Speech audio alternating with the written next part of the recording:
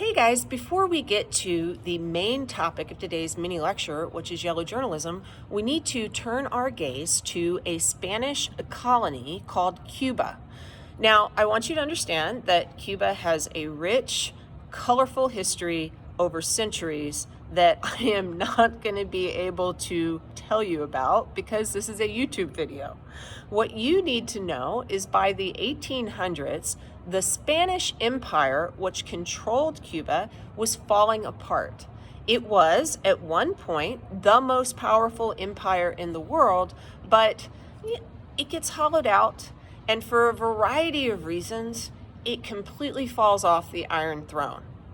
So the Cubans are going to be a people controlled by Spain who do not want to be controlled by Spain, and they will have a variety of revolutions inspired sometimes by events that happen outside of Cuba, like, for example, a little revolution of 13 colonies who overthrow the British. The Declaration of Independence is pretty inspiring if you take the time to read what it says, right? These revolutions are often put down by the Spanish. Well, they're all put down by the Spanish until the one that succeeds, right? Because Cuba is kind of the jewel in the Spanish crown. It is a very profitable colony and very important to the Spanish. Now, let's move to 1895. So at this point in our story, we need to talk about a guy named Jose Marti. Now, who is he? He is very important in Cuba. So he is considered Cuba's founding father. Now, why is that? He was a revolutionary who had started out as an intellectual. He wrote a lot about how Cuba should be a free nation. He actually at some point starts a little paper. So that kind of coincides with the larger thrust of this mini lecture. The power of the written word is it can stir people. So Jose Marti actually, for his efforts when he's a younger man, gets deported from Cuba. He even spends a little bit of time in jail because the Spanish don't really like revolutionaries very much. But he wants a free and independent Cuba, and he will get engaged in a revolutionary movement again in the 1890s. Now, by 1895, a new revolution that is started by the Cubans will have broken out. Some revolutionaries will actually ask the United States for material support, just as Americans had once asked France for material support for obvious reasons. You need that if you're trying to overthrow a mother country. Well, Jose Marti, he's going to get in the fight, and he's an intellectual more than a soldier, and he is going to get killed at a battle fairly early on, shot, dead. So that's the end of his story, right? We're done with Jose Marti? No. Again, he's considered Cuba's founding father. So if you ever go to Cuba, you'll find all kinds of statues of Jose Marti, shrines, really, to this guy. And he is not erased by a revolution that comes later on that we'll talk about later on in the course. He is instead lifted up still. Now, why is that?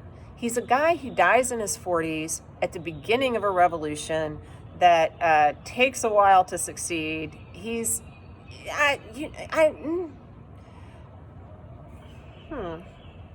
In fact, I kind of have to ask myself, why exactly do people have founding fathers or mothers in general? Think for a moment about the United States and U.S. history. Who are our founding fathers and mothers? Who is our founding father? I would say George Washington, right? George Washington, who is going to be the essential man in the American Revolution and the first president who will pull together a country. Now, can you fault George Washington? Of course you can. Is he put up in a pedestal? Yes, he is put up on many pedestals. Why? Is that a good thing to even do? Well, I'm going to suggest yes. I introduced to you guys this idea of constructivism, right? How do you construct a nation? You need stories. You need a sense of the past that is a good story. You need an idea that there were leaders who were inspiring and pulling together the people. If you don't have that, how can you have a sense of nation? How can you have citizens later? And in fact, if you think about all the countries in the world, all of them, do not all of them kind of have some of these background stories? Now, you as historians need to look at people like George Washington and, of course, analyze the things that are good and bad about him and to think deeply. But to absolutely tear down the statue, which I would say is really an embodiment of the story, is it helpful? Regardless, Jose Marti, he is lifted up. He is the statue for Cuba. Now, 1895, let's look at what is going on in the United States per how we think about this island that is located very close to us. So while we're talking about the creation of stories and the pushing of narratives, I want you to understand that not all of them have good intentions, and some of them are crafted for reasons that, might not be so great. And this brings us to the main topic of this mini lecture, which is yellow journalism. So yellow journalism is a term that applies to the journalistic practices that existed in the late 1800s. So it's a really super specific thing, kind of like a yellow dog Democrat. But just as yellow dog Democrats were extreme partisans in the late 19th century, we've got extreme partisans today. Yellow journalism was a practice within journalism that I would argue has echoes of today. So what's it all about? Yellow journalism is focused on creating sensationalized headlines that make people buy newspapers. It is often only loosely based on fact, and it is designed to pull people into a story that crafts how they see the world. Now, one thing you have to understand about these narratives that are sometimes put in these papers, these sensational headlines, is that they're not just about moving people's understanding of the world to try to achieve anything good or better or to progress the American spirit. Sometimes these headlines are really just about selling newspapers.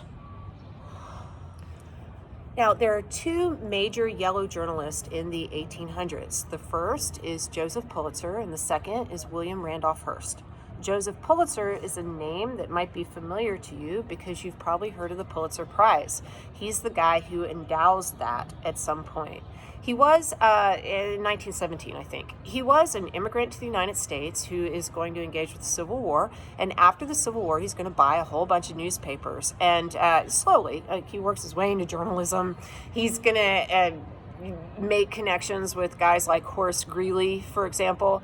And Joseph Pulitzer is going to be a great businessman. So he's going to realize that you can sell newspapers if you make journalism a little bit about entertainment. And he will have things like the comics section, the arts section. These are innovations, okay? And he's very good at what he does. And he creates sensationalist headlines, and that's going to make you buy his paper, the New York World, over other papers. Now we got another guy, his name is William Randolph Hearst, and he is also going to be a yellow journalist from this time period. He gets his first paper, he's an American, he gets his first paper in San Francisco, the San Francisco Examiner, and he builds that up, and then eventually he gets into the New York market, and he starts to compete with Pulitzer. And both of these guys are interested, again, in selling papers and making money. They have other underlying motives, I'm sure. Yes, that is true, but they're businessmen. So what's a good topic for an American journalist in the late 1800s, especially a yellow journalist? Could it be the war that is raging in Cuba, the revolution? Do you think Americans are going to be interested in that? Yes, Americans are super interested in that. It has all of the major things that you want from a story. You've got an oppressed people, they're vying for liberation, you have an oppressor. This is good stuff. This is a good story. And the yellow journalists are going to take kernels of truth and they're going to explode them to stir the pot. For example, there's a Spanish general named Weyler who is sent by the Spanish to kind of put down this revolutionary movement that is trying to overthrow them. And what he does is he creates a policy called the concentration policy. Now, y'all, concentration policies always go wrong in history. It just is what it is. But what were the intentions behind this particular movement? The Cuban Revolution is fought a lot by guerrillas. And why is that? Because it's very difficult to overthrow an empire, military force that is hardened when you're just a bunch of farmers in the field. Like we were like that. The American Revolution relied a lot on guerrilla warfare. So we've got that going on. So what happens is these farmers will go and they'll farm in the day, and then at night they will go out and they'll shoot at Spanish soldiers. Well, General Weyler gets tired of that. So he says, okay, guys, we're going to have you all have a curfew, and I'm going to control the population in Cuba by concentrating you together. Now, why does this go really, really wrong? And how do the journalists interpret this as a major civil rights, human rights abuse? Let me also say right here and right now, the Cubans were abused in some ways, for sure. There are abuses. I'm not in any way, shape, or form saying that there are not, but the yellow journalists are going to explode things and never really explain what's going on, and they're stirring the pot. You put a whole bunch of people together, you concentrate them together very quickly in a tropical environment, what happens? They're going to die as disease runs rampant through the population. And the yellow press is going to say that the butcher Weyler did this. He does this on purpose. Okay? Because really, it's not, it's about the narrative. So what is the result of this? These are really up for debate. The yellow journalists are going to take credit for pushing the United States into the Spanish-American War. That maybe they're a factor, maybe they are not. You have the New York newspapers, which are not read by everyone. They do not have universal influence.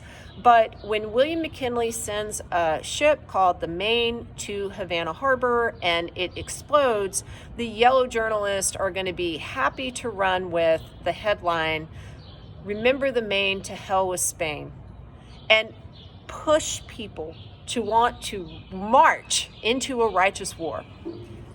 Now, I want you to understand the Fourth Estate, which encompasses the press, is absolutely essential in a free country. We absolutely have to have good journalists. We have to have good reporting of stories. This holds people accountable. This is extremely important. But I want you to know that once upon a time, someone said in the period of yellow journalist, all American journalism was not yellow, but all yellow journalism was American. And it's worth thinking about why. I will say, William Randolph Hearst gets so rich, he builds a castle. Yeah, you can go visit it. It's pretty awesome. It's pretty. and big.